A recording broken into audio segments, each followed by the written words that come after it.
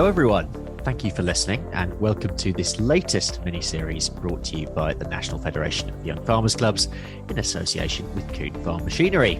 My name's Ben Eagle and in today's episode we're going to have a look at what Kuhn are doing in terms of technology innovation in the arable sector.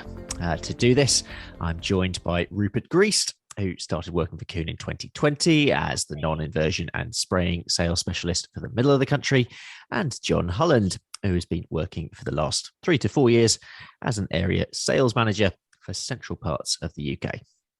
Welcome to you both, guys. Thanks for coming on to tell us about technology innovation in arable. It is an exciting time, which is one word for everything that's going on at the moment in agriculture, and especially when it comes to soil management. Kuhn sort of take an approach where whatever your approach is, there is a system at Kuhn for you. Rupert, I wonder if first of all you can take us through some of the changes that have taken place over the last few years in terms of what arable farmers have been looking for.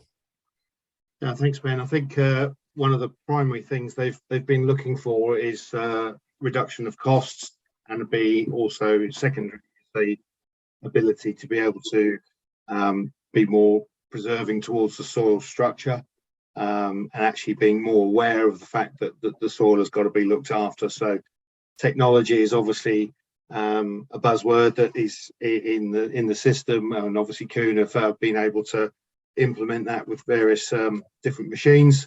So I think some of those changes really over the last few years has been to do perhaps only the bare minimum that's required to establish crops, and not to overwork land, and not to necessarily do more than is necessary and increase extra costs. So I think that's been one of the key things that's changed over the last few years.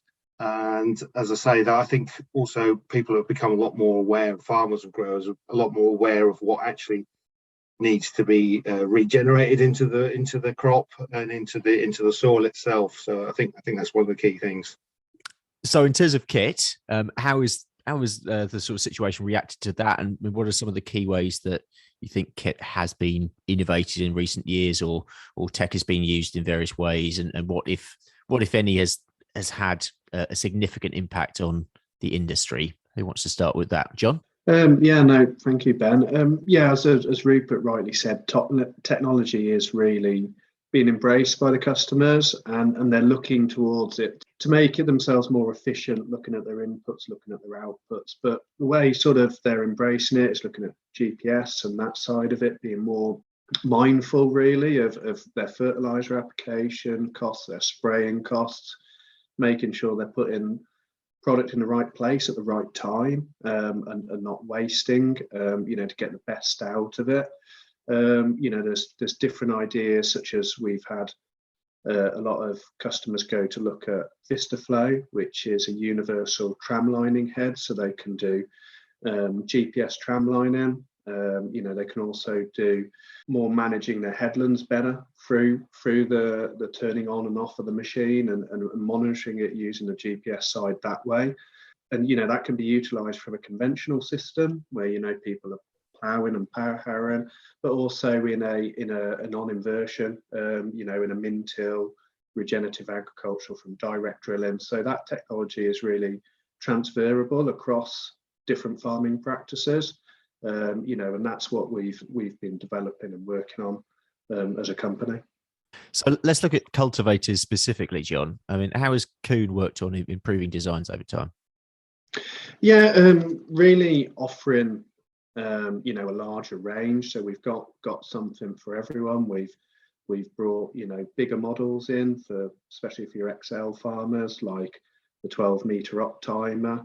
But it's the design features on the machines that are making them more accessible, such as stronger built machines, so they've got greater lifespans, looking at making sure they're all road brakes, so they're homologated for going down the road, because we know customers are not necessarily farming in a ring fence, they're having to contract farm and move to different areas.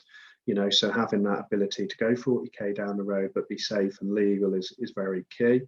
That side of it, but also looking at the cost of ownership side, we've done a lot of work on, especially with our genuine metal, to ensure that we are making the best quality in parts, so they're actually getting the lifespan, so they're not got downtime, and they actually got a more manageable cost of ownership of the machine, so they can budget that into their farming systems to, you know, ensure that they're again looking at the ins and outs to make sure they're getting the best possible margin. That's across the range from plows to cultivators to drills, etc. And when Kuhn are actually looking at innovating the design itself, what are you actually looking for when you're trying to, in essence, create a tool that makes the perfect seedbed, if that's even a thing? Yeah, the perfect seedbed. That's the big question, isn't it? And that's one of the things that any farmer you speak to will have a different interpretation of what the perfect seedbed is and what they're looking to achieve. And that's very key for us, that we have the wider range, that we've got something to offer someone to achieve what they want to, you know, whether that's a tine, whether it's a disc, where it's a combination of tines and discs, or even if it's a power driven machine like a power harrow or a power tiller, you know, that is something that we offer a vast range, so we can cater to those needs. But what we've tried to do is, within our designs, is create flexibility. You know, one of the things we've developed is our CD 3020, which is a disc cultivator, which will also go underneath a conventional combination drill. So in a dry year, a customer can use that to, you know, as his cultivator and drill system. But then in a wet year, he can change it out and put his power harrow underneath, you know, so it gives him flexibility in his farming practice, so he can achieve what he desires to in that season, because we know that the different seasons, it's a changing landscape that we've got to deal with. What about plows? Some might see that as being one of the oldest tools in the book, but how do you continue to ensure that the best quality in terms of design, and how are you looking to improve that? Well, again, you know, the customer base, the marketplace, they're looking at, you know, they're looking at the same principle with ploughing. It's, as you say, one of the oldest tools in the book, but what they're looking to do is do it better and more mindful. You know, so we've had a lot of requests to move to more shallower ploughing. You know, especially working with bigger tractor tires. So we've developed the TPO body to cope in those circumstances. But then we've seen a big shift to on land ploughing, where people are looking at using GPS in their ploughing to prevent overlap, also to reduce compaction, because they're working on the top rather than creating compaction in the bottom of the furrow bottom. So there's been, you know, a shift towards that, and we've developed our range of on-land ploughs. But also we have brought the smart plough to the market. So this is a fully isobus plough, which is can be controlled under section controls. So actually putting each furrow in individually to reduce double inversion on the headlands and so on. So really just keep developing, you know, a tried and tested system. Let's turn to non-inversion tillage and talk about conservation agriculture for a bit. Specifically want to talk about the Auroch seed drill. Rupert, what are potential clients looking for in a good no-till drill? Well, it's a good question, Ben, and I think obviously there's variables on that, but I think the consistent answer on that really is minimal disturbance, whilst actually getting the seed still in the seed to soil contact is really obviously quite important, and it is crucial in all applications really. But a good no-till drill will create enough till for that seed to be able to obviously grow in normal circumstances, whilst leaving the rest of the soil and the width of that machine is not creating a whole load of tilled soil. So we're obviously trying to keep away from chitting weeds, and particularly blackgrass. That's been a real push for no-till drills to be able to do. I think also it's quite important that the no-till drill is able to operate in different field conditions and into different crops. Obviously cover crops has become a huge, you know, the area of cover crops is massive now, and is probably going to be here to stay, and could be a case of every time you're drilling into a cover crop. So I think drills have been able to have to deal with that, and it's quite important that obviously, you know, you tackle those situations with a disc rather than with a tine, because of the practicalities. Obviously it's important that a lot of people that we talk to about no-till drill understand exactly what no-till drill is. It is just literally in behind a cover crop or into establishing a cover crop in the same way with no tillage. It's a system that gets better the more you do it, it would seem. That's certainly what we've found out so far. Okay. Can you tell us about the Auroch specifically? Why is it so well suited, I suppose, to effective conservation agriculture? Yeah, sure. I mean, the Auroch is it's a product that's actually been with the company for several years, quite a few decades actually. But it's obviously evolved, and conservation agriculture and regenerative farming has driven it really, and has brought it to the surface. And a lot of people are talking to us about the Auroch. It's well suited because we've actually had people describe it to us, users, as the Swiss Army knife. It has various tools within its capabilities of actually drilling, and for example, just very quickly, that you've got the front crimpler. Obviously that's perfect to go into cover crops. You're not trying to actually kill the crop, you're trying to get a very slow decomposition. You've got discs behind that, so you have that ability to be able to cut straight in.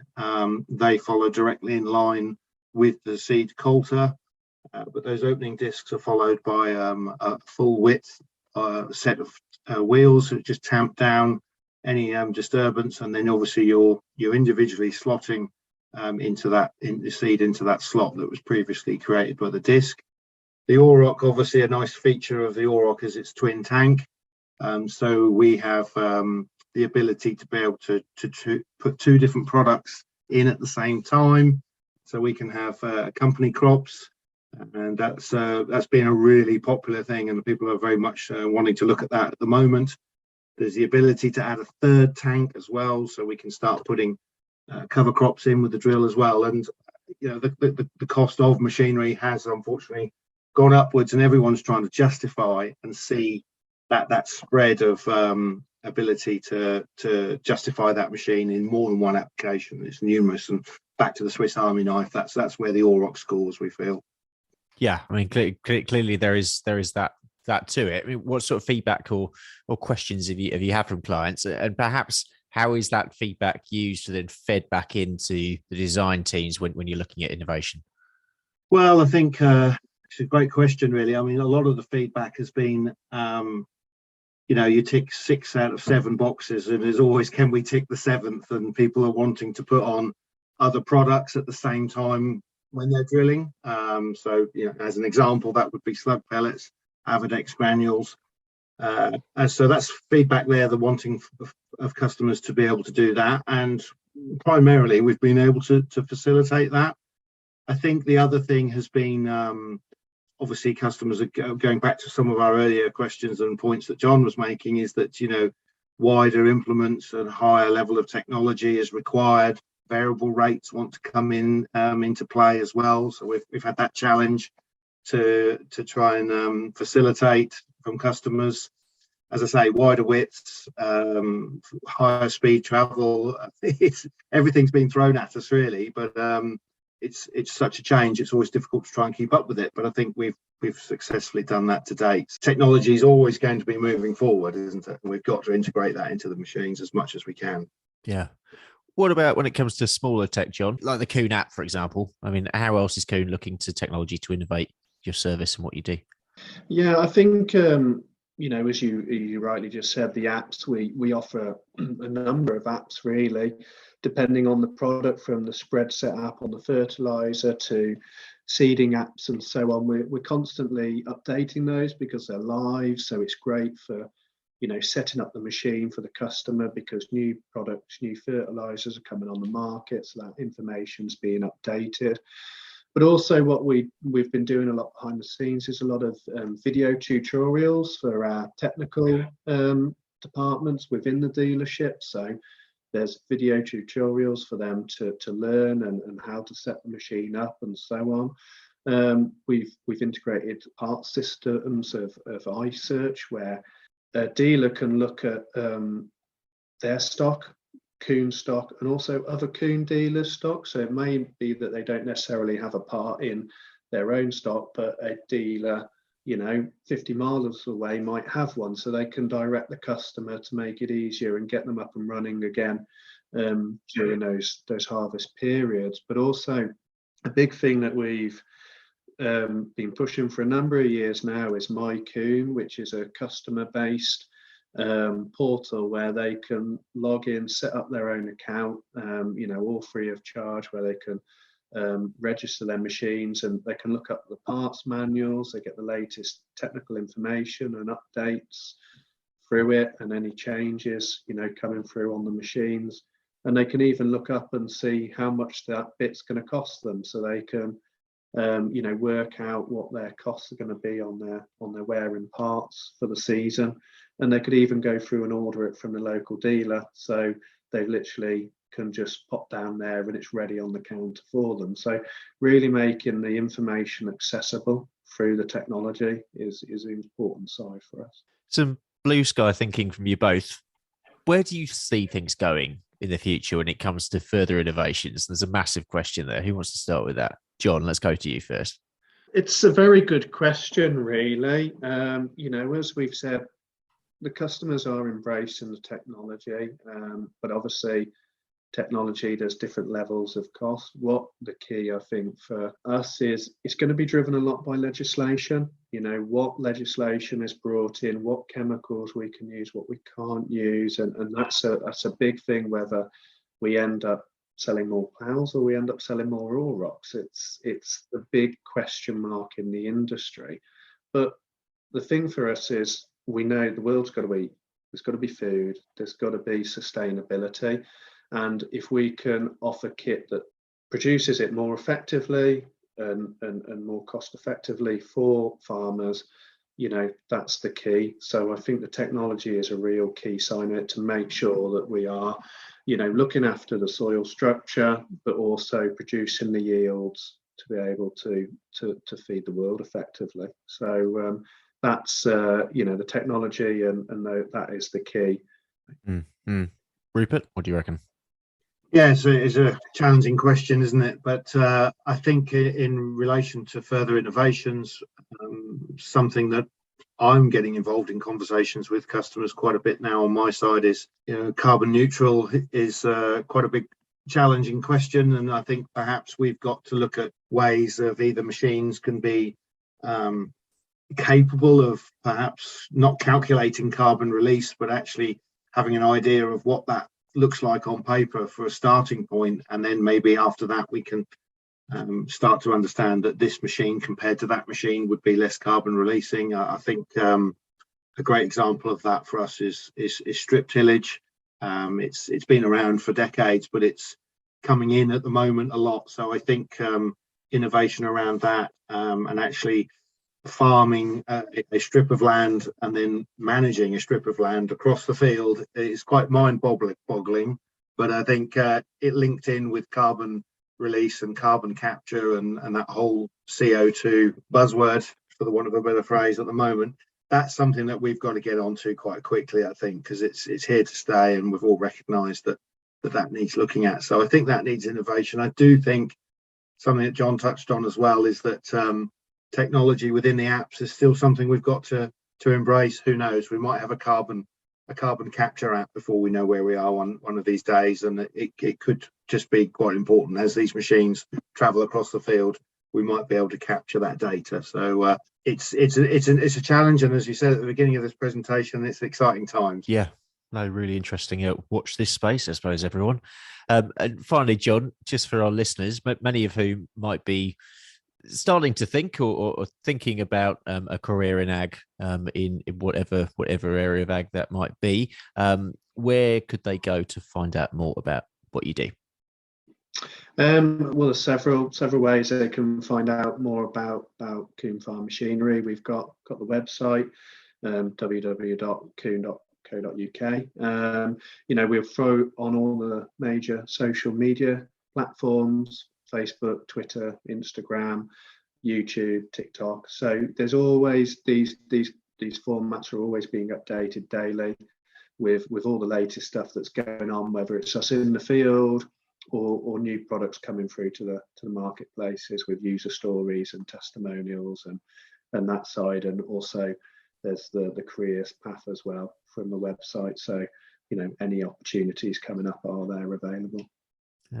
I did hear that you were on TikTok, actually. Yes, it's how times change. Yes. Hope you're all embracing it.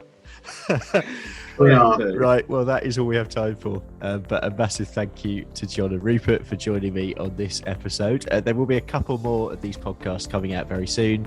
And next time, we'll be looking at technology and innovation in the livestock sector.